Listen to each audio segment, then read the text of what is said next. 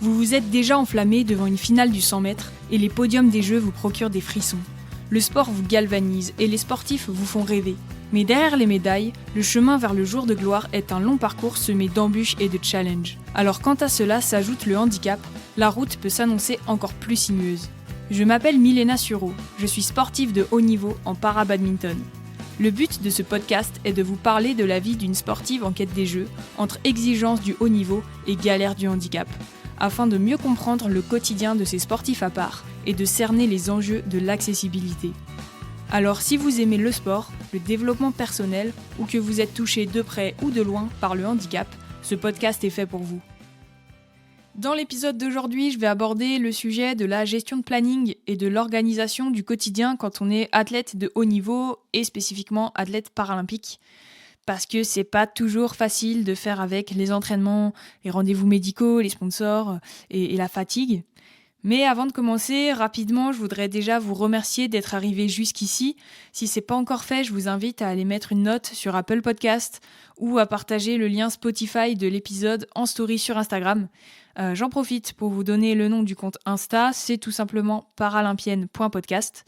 Vous pouvez y retrouver du contenu vidéo et aussi m'y poser toutes vos questions auxquelles je pourrai répondre dans les prochains épisodes. Allez, trêve de bavardage et c'est parti pour l'épisode du jour autour du quotidien des sportifs de haut niveau. Bonjour à tous, je vous retrouve une nouvelle fois à bord de mon journal d'une presque paralympienne. Aujourd'hui, j'aborde un sujet qui est commun aux sports olympiques et paralympiques, mais qui est encore plus important pour nous, athlètes handi. C'est difficile de faire des généralités et de parler pour tout le monde parce qu'on sait très bien que chaque carrière a ses spécificités et que les disparités sont énormes entre le coureur de 400 mètres qui brigue ses premiers Jeux paralympiques et Teddy Riner qui est multimédaillé et une personnalité publique que tout le monde s'arrache. Mais voilà, globalement, ce qu'on peut dire sans trop se tromper, c'est qu'être sportif de haut niveau, c'est comme être à la tête d'une petite entreprise. Une entreprise qui a pour objectif de remporter des victoires sur les terrains et de ramener des médailles à la maison. Et qui dit objectif, dit planification. Parce que forcément, même si on aimerait beaucoup que tout soit simple, être sportif de haut niveau, déjà, c'est pas que faire du sport. C'est beaucoup de contraintes annexes qui peuvent être purement liées à la pratique sportive, mais aussi dans des champs beaucoup plus larges, parce que pour mener notre carrière, et notamment la financer, on doit être sur tous les fronts. Déjà, factuellement, il y a la balance entre la place que prend notre sport et la place que prend notre travail alimentaire. Parce qu'on est encore trop peu nombreux à vivre pleinement de notre carrière sportive, il y a bien souvent un travail à temps partiel ou parfois à temps plein à côté. Donc déjà pour moi, ça c'est la base de la planification. Sur l'année, comment s'articulent mes périodes de travail ? Est-ce que j'ai un travail entre guillemets classique qui revient de la même manière chaque semaine, ou est-ce que j'ai un travail plus saisonnier qui va s'articuler différemment en fonction des périodes de l'année. Moi, par exemple, je suis chef d'exploitation agricole dans la filière saliculture. Donc, c'est-à-dire que je produis du sel de manière artisanale dans les marais salants de Guérande. Mon métier est purement saisonnier, c'est-à-dire que ce que je fais à l'automne, que ce soit en termes de nature ou de volume, c'est pas du tout le même travail qu'en hiver, qu'au printemps ou qu'en été. Donc déjà, je vais avoir une grosse planification sur l'année, avec des périodes où je vais pouvoir caler un volume d'entraînement important, et d'autres où je vais carrément pas du tout pouvoir m'entraîner. Donc ça fait un espèce de fil rouge qui permet aussi à mon entraîneur de savoir quel bloc de travail programmer à quel moment, et potentiellement sur quelle compétition on va plus compter. Parce que forcément, la compète où t'arrives sans avoir touché la raquette depuis 1 mois, elle aura pas du tout le même résultat que celle où t'arrives avec 6 semaines d'entraînement tous les jours, où t'es archi prêt techniquement et physiquement. C'est aussi important d'avoir cette vision à l'échelle de l'année, parce que j'ai aussi des périodes où je vais pouvoir caler mes rendez-vous médicaux plus facilement. Et c'est là la grande différence avec un athlète olympique, c'est que nous, en tant qu'athlète para, on peut avoir des contraintes médicales dont on ne peut pas se passer et que malgré tout, on doit intercaler parmi le flux d'entraînement. Moi, tous les ans, je vais 2 mois en rééducation.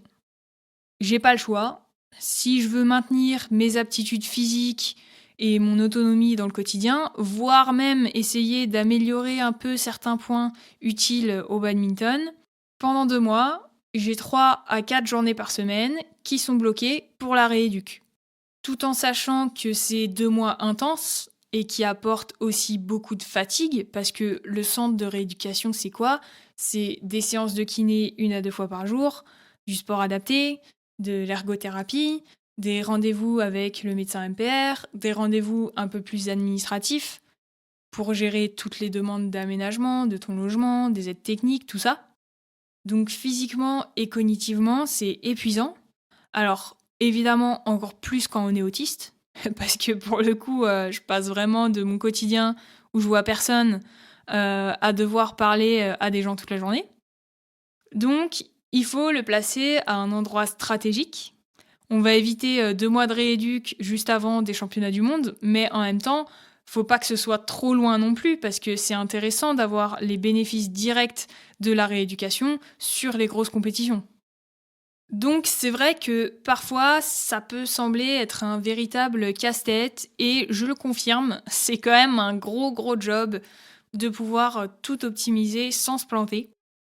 Mais voilà, une fois que j'ai placé ces 2 mois de rééduc, mes périodes de travail, les blocs d'entraînement et les compétitions, on a déjà une vision un peu globale de l'année. Et c'est là qu'on va devoir plonger dans le détail. Parce que si on planifie pas plus que ça, je vous garantis que ça fonctionne pas. Moi, je fonctionne par bloc de semaines entre 2 compétitions. Je prends vraiment ces périodes pour déjà placer mes entraînements. Donc, contrairement aux athlètes valides et pas mal d'athlètes paralympiques, moi, je peux pas m'entraîner tous les jours.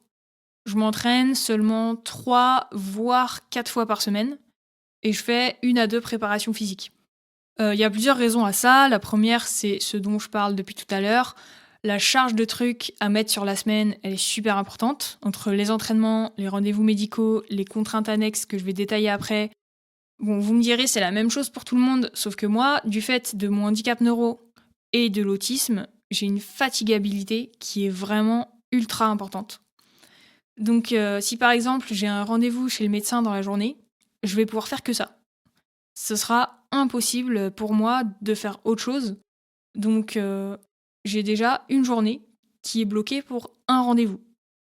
Et donc ça fait directement une journée de moins pour s'entraîner.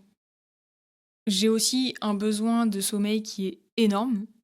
La nuit, je dors minimum 10 heures. Donc, dormir 10 heures, ça veut dire se coucher à 21h, 21h30 max. Donc, la fin de journée, elle arrive très vite. Et parfois, j'ai même besoin d'en plus faire une sieste l'après-midi. Donc, ça prend encore 2 heures dans la journée qui passent déjà super vite.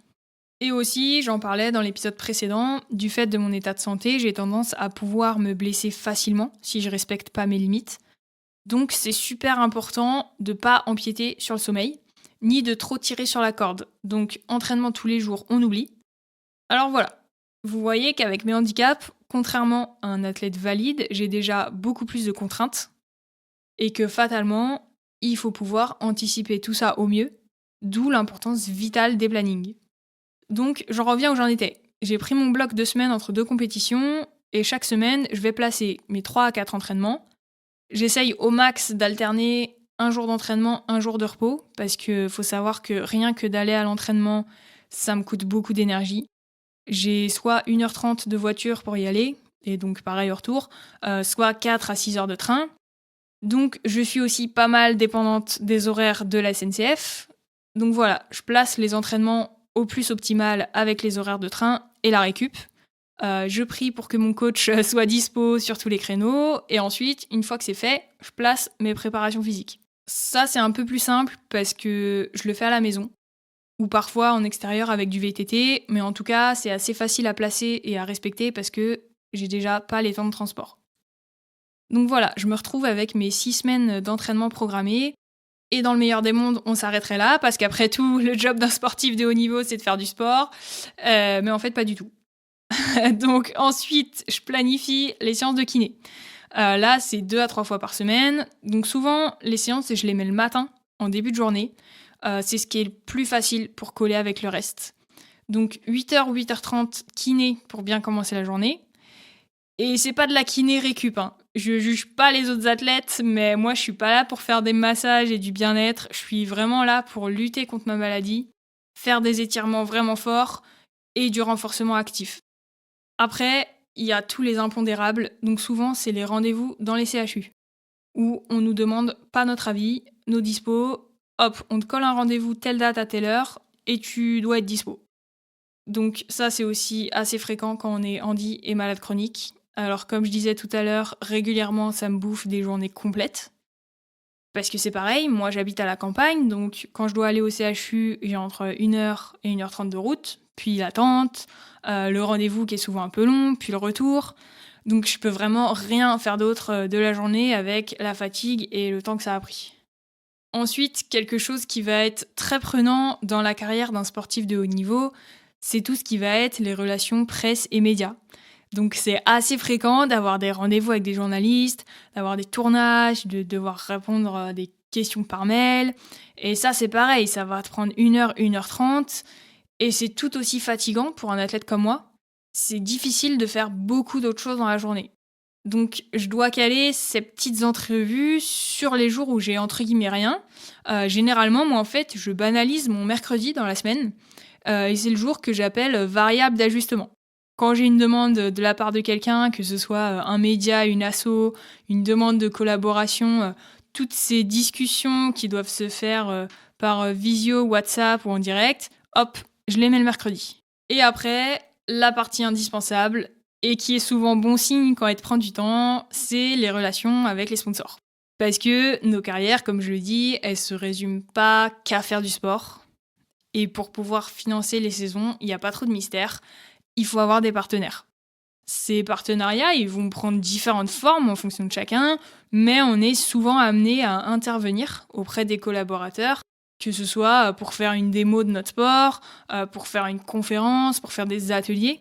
Et donc ça, c'est des journées complètes qui vont avoir lieu très régulièrement dans l'année, et c'est super important parce que c'est vraiment ce qui nous permet de nous entraîner le reste du temps et de partir à l'autre bout du monde faire nos compétitions. Donc généralement, ça, c'est prévu assez à l'avance parce que les sponsors savent qu'on a des calendriers bien chargés et que pour assurer notre présence, il faut qu'on s'organise bien en amont, quoi. Et enfin, dans les choses que je cale semaine par semaine, il y a ces temps indispensables pour tout l'aspect administratif. Parce que c'est bien beau tout ce que je vous explique, mais sans travail administratif, tout ça ne se produit tout simplement pas.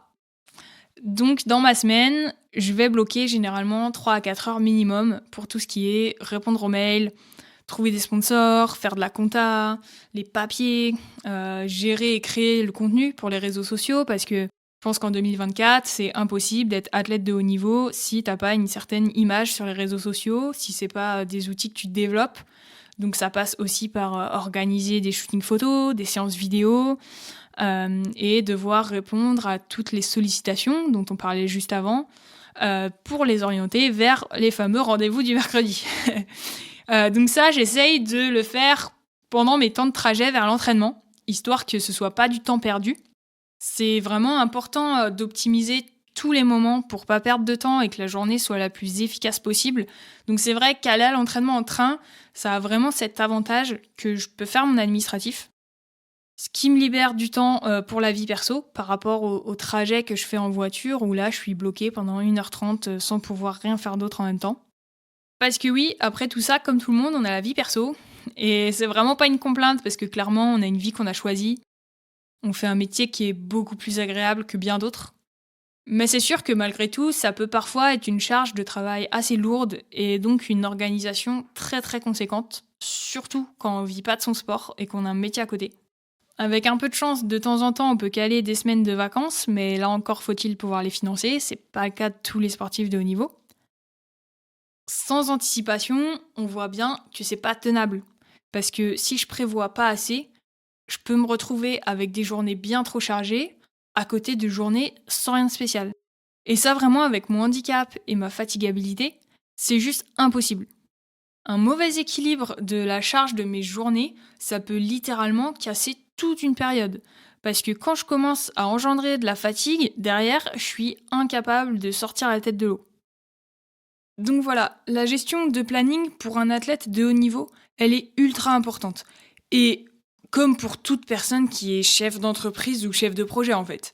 Mais elle est encore plus chez les athlètes paralympiques qui, du fait de leur pathologie, vont avoir en plus la contrainte de la fatigabilité extrême.